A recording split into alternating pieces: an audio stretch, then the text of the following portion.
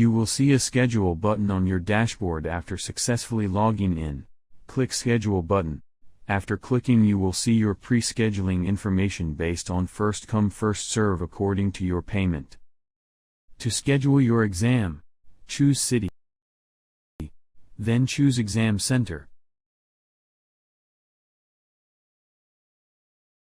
You will see the days on the calendar on which the exam is conducting. Click any date to see availability. Once you click any date, you will see the sessions on the right side of your screen with the available seats. If there are no available seats at that session, you cannot select it. Click the button to confirm your desired schedule.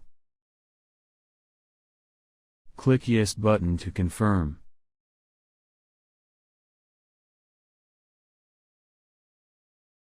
If there are available seats at that session, just click the session and confirm your schedule. You can change your schedule as many times you want. If you will not see your pre-scheduling information, you can still schedule based on the availability. You can also change your desired session in which you want to attempt the exam. Click to confirm your desired scheduled exam and continue.